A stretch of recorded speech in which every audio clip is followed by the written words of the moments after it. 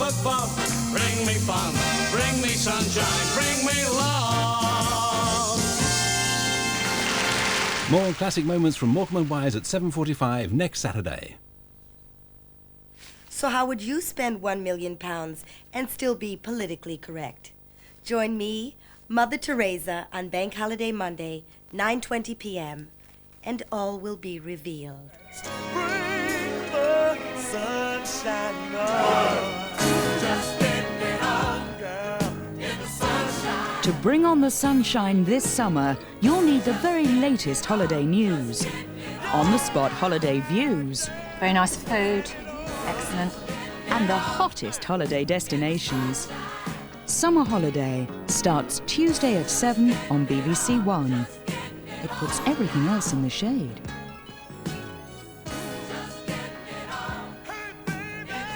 And now Esther Ranson.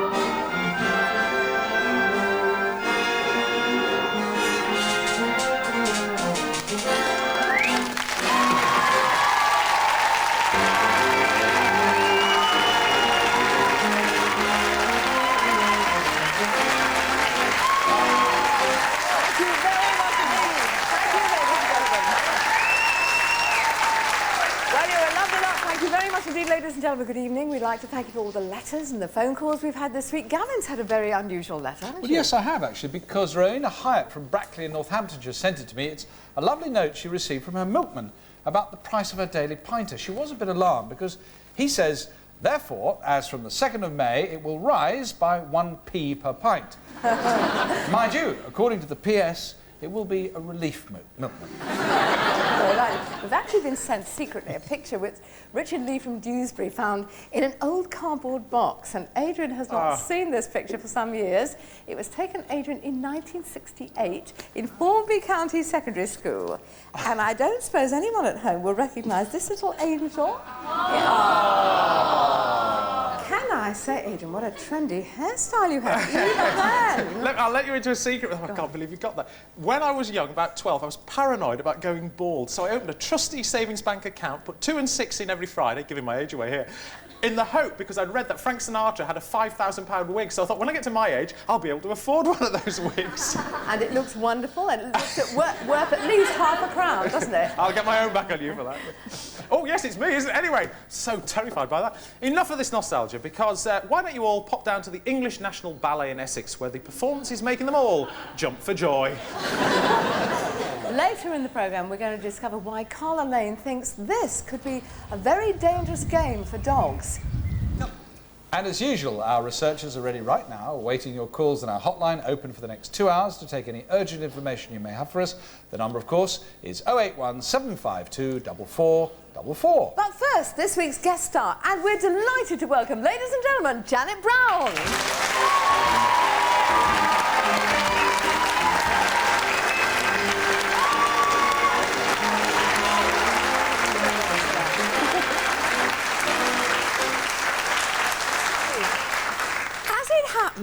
A gentleman in the audience was just talking about you before the show began, and he was saying that you carry with you special enormous teeth to do an impression of me with. That's nonsense. I used to have special teeth, but I don't really think I need them anymore. No, I don't think you do either. We have a selection of very strange pictures and cuttings for you, selected by the viewers for you to read. Oh, I'd be delighted to. So, ladies and gentlemen, for the meantime, Miss Janet Brown.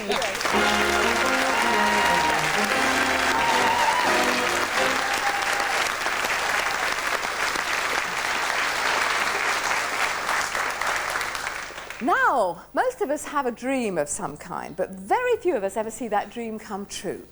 So how cruel it must be to have your dream come true, only to find it shattered by harsh reality. That's what's happened to Veronica and John Robertson, who live in Nocturum in the Wirral. Veronica told us. It's always been my dream to own an old painting, an oil painting, preferably a seascape. My family come from Hove. Perhaps that's why I've had this yearning. Well, it could be a pretty expensive yearning. Yes, well, I never wanted to own an old master. I couldn't possibly afford thousands. But last year, John and I passed an antique sale in St George's Hall in Liverpool, and we decided to go in. And there, deep in an old trunk, I saw the picture of my dreams. And this is the picture she saw. I'd better be very careful of it, hadn't I? As you see, it is exactly what she dreamed about. It's actually a seascape. And more than that, if you look on the back of the picture, on the label it says it's Fishermen of Hove Harbour, which is exactly, if you remember, where Veronica's family came from. The label says, The fishermen of Hove Harbour in stiff easterly gale in the Solent. The great storm of 27th September 1879 caught the fishing fleet out of port. 5 of the 7 smacks were lost, with the lives of 22 young sailors. May they rest in peace. Signed, Samuel Atkins, 1879. romantic, isn't it? Veronica told us. They were asking £185 for it. The dealer assured me it was old. He seemed genuine. But it was a lot of money. I took ages to make up my mind. Then another lady came up and asked if it was sold. I said, yes, it was, to me. Well, I took it home. The painting was filthy. I spent several days cleaning it very carefully, scraping off what looked like years of smoke, maybe from being hung in an old club or a boardroom. I longed to know its history. So when a neighbour offered to put me in touch with an expert, I jumped at the chance. The expert was a Mr. Fletcher. He looked at the painting and he said, very interesting. Veronica said, yes, I'm really proud of it. How old would you say it is? About 12 months. You're joking. It must be older than that. No, it could be 18 months. But it was painted in Hove. I don't think so. Near Hove? Well, near-ish. I'd say Korea. But what about the labels on the back? Well, it's a fake, a very clever fake, intended to deceive. There are hundreds of these. They're floating around like confetti. So sadly, Veronica took it back to her home and hung it on her wall. But she told us, please warn people. My husband, John, is dining out on the story. My 2 sons think it's hysterical. But I'm afraid I can't see the funny side. I've been completely had. well, we did some research on Samuel Atkins. According to this book about him, Veronica's picture is really quite an achievement because Mr. Atkins died 40 years before he painted it.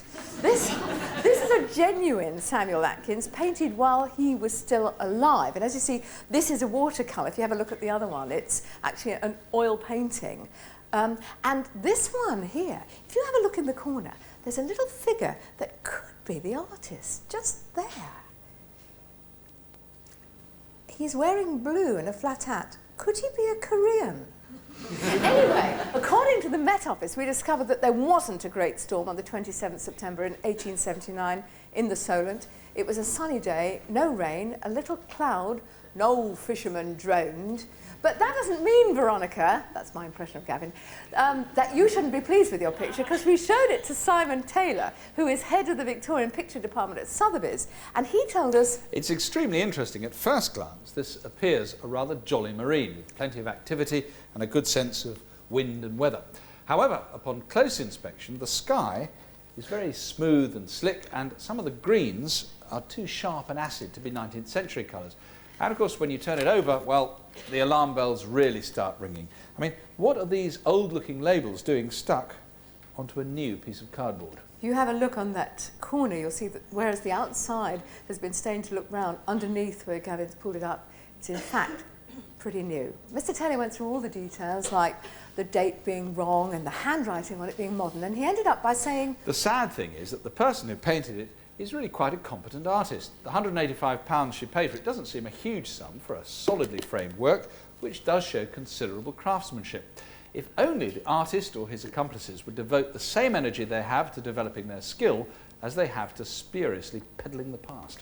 So the bad news, Veronica, is that it can't be more than 5 years old, which does shatter your dream of owning an old painting. But the good news is that it's rather a good painting by an unknown Korean artist. We do have one more piece of advice for you. We certainly do. If you don't want to be conned, the British Antique Dealers Association tell us their own members are carefully vetted and they will guarantee the antiques they sell.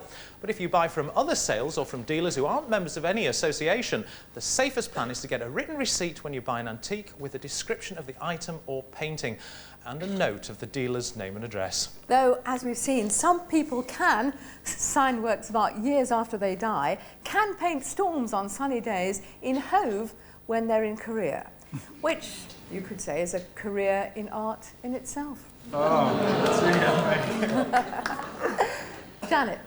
Now, we're delighted to send our very best wishes and congratulations to the person R. Morris from Bristol read about in his local paper. Richard Cudmore, congratulations on your 21st. Love, Dad and Lorette.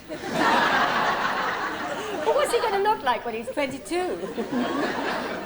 He'll need some special food for his party, so how about the suggestion Anna Lipsit found in her Belfast paper? A small packet of expansive wafers are lovely, served with plain mouse. Dear, or try the ratatouille.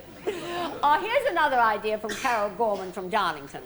The Stanhope Old Hall Restaurant and Hotel, offering a superb range of good food and wind. This week we learned something new, something that frankly I never would have imagined could be dangerous. For years, like many other dog owners, I've thrown sticks for our dogs to run after and fetch. Not that they ever do. They just look at me pityingly and I have to run after the sticks and retrieve them, which I suppose is good for my teeth. But when you go for a walk, you always see proud owners, don't you, of more obliging dogs fetching sticks and chasing rubber balls, and you think it looks quite natural. They seem to enjoy it. But we had a phone call a few days ago from comedy writer Carla Lane. She runs an animal sanctuary in West Sussex. She told us... I'd always thrown sticks for my dogs, but about a year ago, I threw a stick for my dog Igor. He's a lurcher. He leapt into the air to catch it. It went straight into his throat like an arrow, and he collapsed straight away. I took him to my vet, and he was operated on. He was very lucky. The operation saved his life. But many dogs die this way. He now has a scar 12 inches long, and the vet sent me a note. No more bloody sticks. I agree with it. Do many dogs really die this way? It's very hard to believe, isn't it? It's such a natural thing to do, to throw a stick for a dog. But Carla put us in touch with her own vet, Dr. Dick White. He's lecturer in small animal surgery at Cambridge University. He told us... Thousands of dogs are injured this way every year. Sticks can lacerate the back of the dog's throat, the gullet, and once that tears, the dog can die within 48 hours. It's terrible. A stick can even penetrate through the back of the mouth into the brain. Is it really that common? Well, I've had 2 cases this morning, 5 last month. I'd say I myself deal with about 30 cases a year. In fact, there's a commercial on at the moment for Quaker Flakes, which shows a woman throwing a stick for a dog. Well, I got in touch with them and explained the danger. Dr. White told Quaker Oats how dangerous sticks can be for dogs, and they agreed to withdraw that commercial. But they told us they were very surprised to learn about these injuries, as no doubt most people listening here tonight are. Dr. White is here also tonight. Good evening, Dr. White. And so is Valerie King. Now, she knows all about this danger. Her German Shepherd dog, Varric, had to have 16 operations since he was injured. Was that originally an accident with a stick? Yes, it was. Throwing a stick for him? A stick was thrown for him. And what happened? One end went into the ground and the dog went onto the other end. Yeah. And it tore all his throat and all the muscles and ended up embedded in a vertebra in the back of his neck. So he was pretty ill, and we've actually got a picture of poor old Varric, and I think you can see the wound that happened from that awful accident with the stick. Mrs. King, is this an isolated case? Well, I know of 6 dogs personally that have had accidents with sticks. Any of them serious? Yes, very serious. 2 of them have since died. From the injuries from with the the injury stick? with the stick. Dr. White actually operated on Varric, and he saved Carla Lane's dog. Do you find it difficult to get this message of the dangers of throwing sticks to dog owners? Yes, it is difficult to get the message over, and it's quite understandable because I think everybody enjoys going out for a walk and exercising the dog by throwing something for it. And it's perfectly natural when you're walking through woods or through a park to pick up what's on the floor and throw it for the dog. What I think people find very hard to believe is that what they're picking up is not a stick but a lethal weapon for the dog. And it really is very frustrating to be presented with otherwise very fit and healthy animals which have sustained a very serious injury from what could be an easily avoidable problem. Because there are quite safe toys. You recommend things like this Frisbee? Yes, what we really want is something that doesn't have any sharp surfaces that stick like out. That, Varric? To stick in the ground. Not thrilled, is he? Rubber ring? Rubber ring's fine. Frisbee and the rubber ring. Now that Varric you likes like. that. that. You like, don't you? And there's a hedgehog But there. he likes which is this even better, which is... so these just- little sort of funny plasticky things. These are fine. They're not going to stick in the ground or in him or bounce in an unpredictable way. Yes, you like those. And the things that many of us throw, things like tennis balls, golf balls, they're lethal. They are. They're a slightly different problem, but for a dog of his size, these sort of balls will jam in the back of the throat very easily and asphyxiate the dog rapidly. So we need something bigger than that for a dog of his size. So stick to frisbees, rubber rings, or plastic hedgehogs. Yeah. Well, thank you very much indeed. I don't think many dog owners are aware of this danger. Thank you so much for joining us. Thank you, Varick.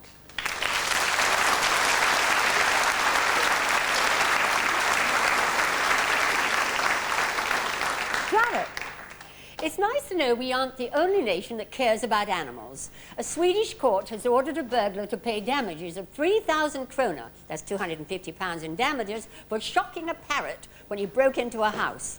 Since the burglary last year, the parrot has been afraid to stay at home alone. And his master is forced to drive him to relatives when he leaves his house in Arboga in southern Sweden. In its ruling, the court in Köping said the thief should pay the transport costs as well as the damages. And the parrot just said, "No comment." Back to Esther. Back to Esther. Thinks it's better with the teeth in. Anyway, there's been quite a lot in the press recently about GPs no longer making house calls to patients at night, which is pretty bad news if you're the patient and you get ill at night, of course. But suppose you couldn't get any house calls at all. Even worse, suppose you couldn't find a GP in your area who was prepared to take you as a patient. That just isn't supposed to happen because under the patient's charter, it says everyone has the right to be registered with a GP. But we've heard about a family who live in Palmer's Green in North London who had no doctor at all and couldn't get one. Mr. Sushil Morgai wrote to us and said, My wife Aaron was involved in a terrible road accident at the beginning of March. She wasn't hurt, but a motorcyclist died.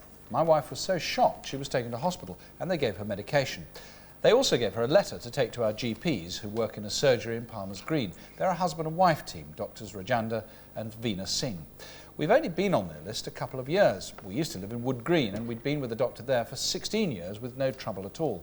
But this time things went badly wrong. First, the Singh's receptionist wouldn't give my wife an urgent appointment. I had to plead for one. Even then, she only got one a day later.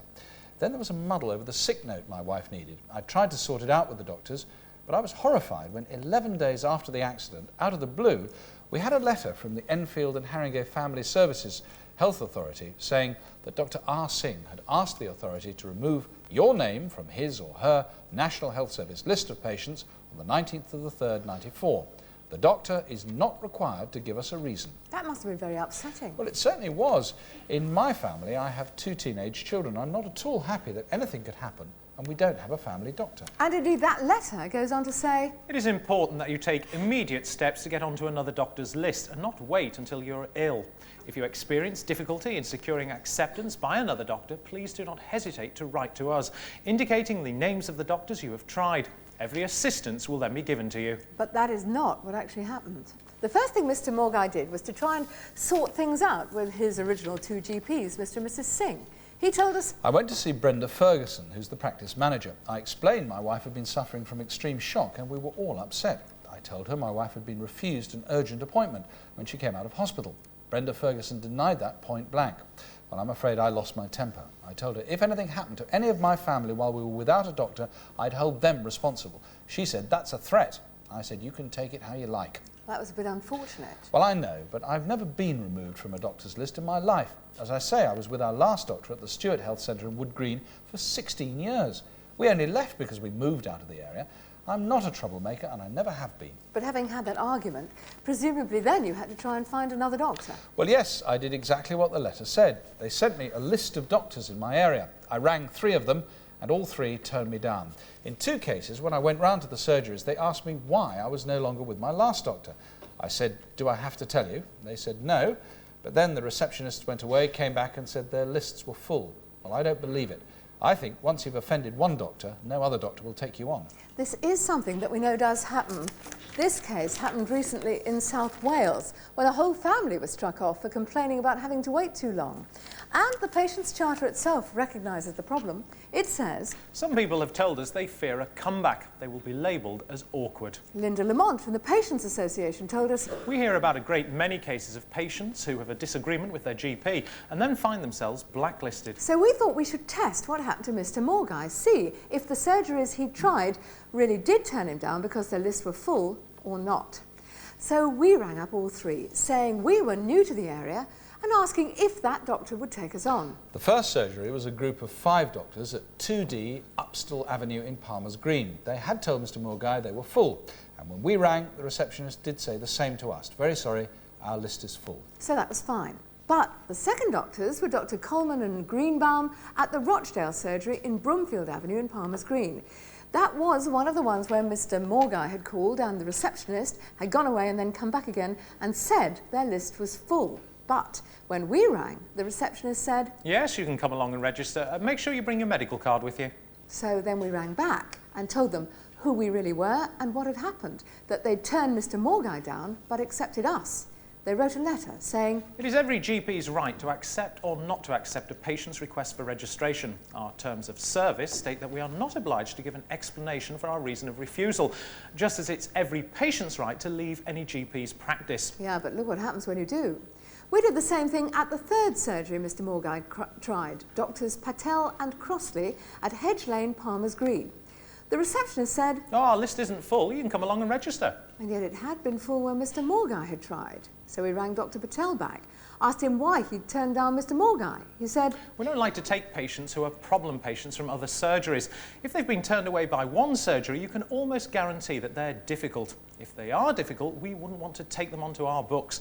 They're seen as troublemakers, and we already have enough of our own to deal with. But in this case, the Morgais were with their previous doctor 16 years. They're hardly troublemakers. I can decide when the list is closed and when it isn't. Some surgeries interview their patients before taking them on. Others ask to see case notes. I just decided not to take on Mr. Morgai. So it seems Mr. Morgai was right. He had been labelled a troublemaker by 2 out of the 3. What could he do? Well, the letter from the Family Health Services Authority say that they will give every assistance to find another doctor. So we rang and spoke to Alan Gavarine there. We told him what had happened. He told us, If a patient cannot register, they can come back to us, and we must place them with a doctor within 48 hours. and the good news is that a few days after that conversation, the Morgais were at last taken on by a doctor in their area. The bad news is that this new GP told him that if we contact the doctor in any way, then they would strike him off their list. And that does happen quite often, it seems, not just to troublemakers.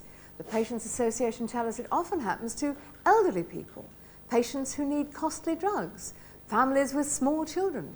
Sometimes they're passed around from doctor to doctor like hot potatoes. Although the Patient's Charter says being registered with a doctor is a citizen's right and... These are guaranteed. If you think you are being or likely to be denied one of the National Charter rights, you should write to Alan Langlands, Chief Executive of the National Health Service, Department of Health, London SW1A 2NS. Mr. Langlands will investigate the matter, and if you have been denied a right, he will take action to ensure that this is corrected. Well, the Morgai family were without a doctor for nearly 2 months. Do let us know if this has happened to you. Janet. What fun it was a couple of weeks ago to have Andy Cole from Newcastle United in the show, along with his greatest fan, David Ebdale, age 5. It inspired Richard Brown, age 13, from Northallerton, to send us a cutting from his local paper about a Newcastle United versus Wimbledon match, when the ball ran loose to Beardsley and he picked his spot. I hope they didn't do a replay. Marcia Stirk, on the other hand, plays golf. She's a member of the Fleetwood Golf Club, who, according to the local paper, have particularly lively lady members. The lady president is reported as saying, and as well as the excitement of conceptions, there's a good social side too. A.A. Brooks from Withall in Worcestershire took a picture of a more violent sport they play in Australia. Ray discovers Sydney Harbour, kids thrown in free at weekends. Over to you, Ezo. Thanks, Jan. We've been running a competition recently for the most useless free gift. Which is why Cyril Beach wrote to us about his weekend at Blackpool 2 weeks ago. Now, he's 74. His young wife, Isabella, is a sprightly 73. Now, they both love dancing. And there's a beautiful ballroom in Blackpool. As Cyril says, there's nothing nicer than dancing around a ballroom with the woman you love. Ah. Oh, the man. This is the new BBC, you know, political correctness and all that. Many's the time I've danced the night away with Adrian. Yeah. Vicious rumour, but I have to say, Gavin is famous for his cha-cha-cha. Oh, ever so cha. Well, anyway, this was a very special weekend, as Cyril found, because it was Blackpool's centenary. 100 years since the famous tower opened. Cyril told us... When we got to the tower, they handed us a leaflet which said, as visitors in the centenary, we were entitled to a surprise free gift. So off I went to pick up the free gift, and when I handed in the leaflet, they gave me 2 free concert tickets. The person in the ticket office said... There you are, free of charge. Oh, how lovely. We wanted to go to that concert. In fact, I was just going to buy 2 tickets. Well, now you don't need to. They're both pensioners, so they were delighted not to have to pay the £15 the tickets would otherwise have cost them. They went back to their hotel, the White Lodge, changed into their party gear and arrived back for the concert at the Tower at 7:15. But the man at the ticket office stopped them. He said... Sorry, those tickets aren't valid. What do you mean, not valid? Look at the date. They looked. Blackpool Tower. That's where they were. Centenary, 1894 to 1994. That's what they were celebrating. Bicentennial party in Blackpool's Tower Ballroom on 14th of May. That was the date. 2094. In 100 years' time. Cyril told us... I'll be 174. Well, I told the man. He said... You'll have to give them to your grandchildren. My grandchildren? Well, they'll be 120. Well, 5 free gift this is. They did manage to get 2 tickets for the concert that night, the 1994 ticket, at the very last minute. But they had to pay the £15, of course. They had a lovely time, but they were a bit disappointed at no free gift after all. So we spoke to Steve Brayley, who's general manager of Blackpool Tower. He said... We did hope people would pass their tickets on to their children and grandchildren to keep the memory of the Tower alive. But to make up for their disappointment, we'd be happy to give Mr and Mrs Beach a day at the Tower with our compliments. Cyril told us... I'm hanging on to my free ticket. I'll be there in 100 years' time. No, I will. And tell Esther. I'll save the last waltz for her. He'll be lucky. I'll be dead lucky, and they'll have a skeleton staff. Janet. And here's one from Morecambe and Wisebands. Tim Brabourne found it in The Independent. Police called a 2 a.m. disturbance at a disused hospital in Chippenham, Wiltshire, found environmentalists playing Des O'Connor music as a humane method of encouraging a colony of bats to move. They found the bats had already left when they heard about it. Don't laugh too hard. You might end up like Ron Woodhead from Chesterfield in Derbyshire. He sent us a photograph to prove it. And scores of viewers who lived in Dorset were thrilled to read in the Dorset Evening Echo that last Monday, the 23rd, was the birthday of Dennis Compton, cricketer, 76. Humphrey Littleton, jazz musician, 73. Joan Collins, actress, 610.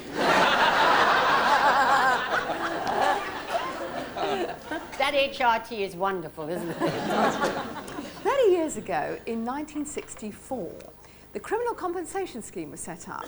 That's a scheme whereby people who have been injured in violent crime can be compensated for it. You don't actually have to be physically hurt yourself. For example, a woman who saw her husband stabbed to death was awarded £17,000 for compensation for the terrible trauma she experienced. However, we've had some letters recently from 2 women who've both been very severely injured, and the criminals responsible have been convicted, but they have had no compensation at all. Tracy Spencer